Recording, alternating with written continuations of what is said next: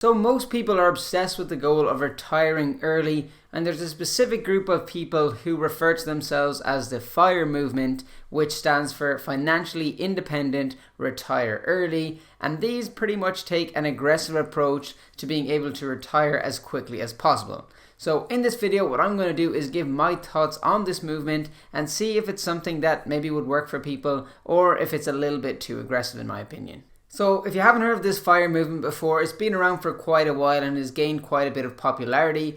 Essentially, the idea of it is to save and invest as much as possible of your income by sacrificing other things like going out and spending money, going on holidays, basically delaying all sense of gratification in the now until later when you can officially retire. And a lot of people following this movement aim to retire around their kind of mid-30s, even early 40s. So from what I've seen, this is mainly popular in the United States, but it's definitely in places across Europe as well, but just not as popular. And essentially the idea is that people aim to save and invest aggressively as possible, often up to 50% of their income. And the way that they do this is essentially sacrificing things like going out for meals, going out for drinks, no little to no entertainment, no holidays, things like that. Basically sacrificing everything just to be able to save and invest as much of their money as possible. So on the surface, it doesn't sound like a terrible idea. If you can sacrifice some things in the meantime, then I guess you'll be able to retire early and have more time to actually spend time on things you enjoy doing. But in reality, I don't think this method will work for a lot of people. Personally, I don't think it's worth the extreme sacrifice that this movement requires.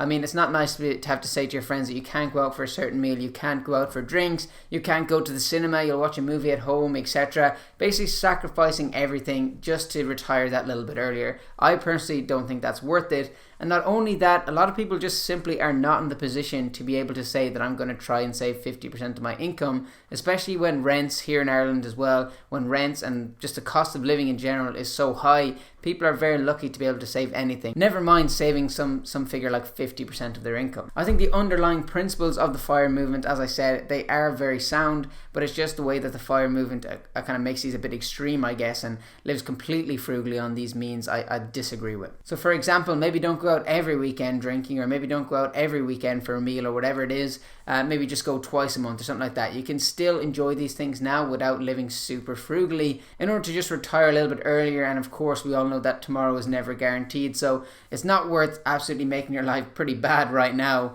in the hope that you can retire a little bit earlier. And anything can happen, unforeseen circumstances come along, so there's absolutely no guarantees that even doing all that sacrifice up front will lead you to be able to retire then. And another interesting point that I was having a debate recently is, generally, do people like having a purpose in life in terms of a job? I understand not a lot of people love their job or really like their job, but it's actually a question I want to put to people right now. If you guys could take a second to go into the comments section and just let me know generally, maybe even on a scale of 1 to 5, how much do you like your job, or maybe enjoy is too much of a stretch, but is it something that you want to get out of as early as possible? Or do you kind of not mind your job and you kind of don't mind working and hanging out with your colleagues, etc.? It'd be interesting to know. So maybe you can put on a scale of 1 to 5, maybe how much you enjoy your job, or say what your job is in the comment section below. You don't have to say the company obviously, but maybe a little bit about it, and is it something that you want to get out of as early as possible, or it's something that you don't mind kind of having a bit of purpose every day to go and do this job?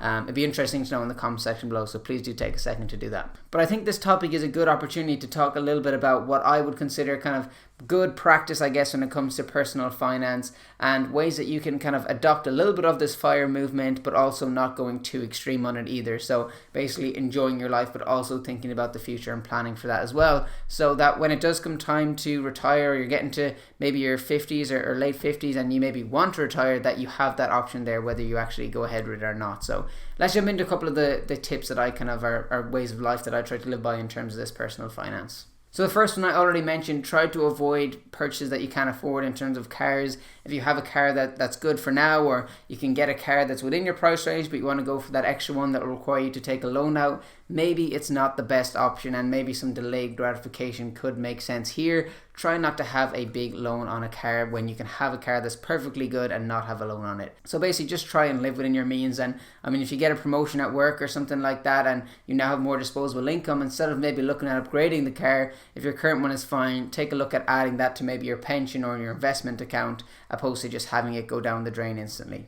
Next thing is credit cards, and I completely understand a lot of people need their credit cards to see them through to the end of the month, especially in this high cost of living environment. But if there are things you can avoid putting on the credit card, like let's say holidays, for example, if you're not going to be able to pay them off at the end of the month, try avoid using the credit card for big expenses, because the interest rate is just so high on these credit cards, and when it gets to a certain point, the debt could just become too high to be able to manage and pay off each month. So what I would recommend here is actually looking into, I think On Plus Credit Card have it, for example, is where you can transfer your balance to the On Plus credit card, for example. This is not an ad or anything, I just mean there are certain products like this, and I believe this is an offer right now that you can transfer your credit card balance, let's say from Bank of Ireland credit card to On Plus credit card, and then pay 0% interest for, I believe it's 6 or 12 months, and that will give you a bit of respite and a bit of an opportunity to pay down that debt. So if you do find yourself with a lot of credit card debt right now, that's potentially something you can look into to try to get yourself out of that hole.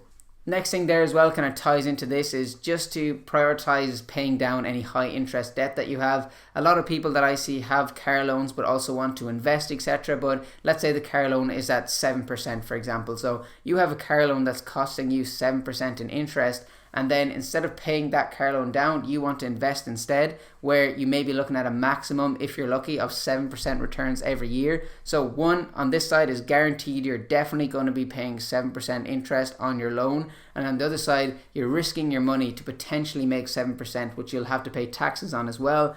It's a no-brainer. Pay down that high interest debt wherever possible before you start to consider investing. It just makes a whole lot of sense.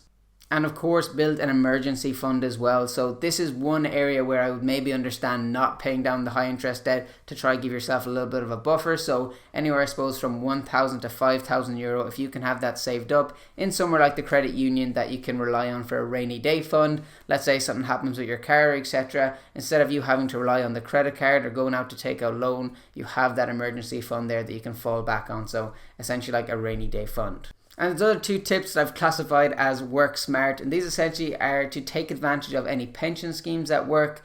So for example, if your employer will give you 4% of your income, if you also put in 4% into your pension, make sure you are maximizing that, because that is essentially free money, and your pension in Ireland especially is the most tax efficient way to grow your money. So instead of kind of worrying about maybe individual stocks, etc., if we're talking about investing for the long term here, you're basically just leaving free money on the table if you're not maximizing that employer contribution. So definitely something worth looking into if you are employed. And then also, if you're employed and your employer doesn't do this matching contribution, which is definitely possible, they have to still provide by law a PRSA option for you. So essentially it would allow you to add contributions to a personal retirement savings account.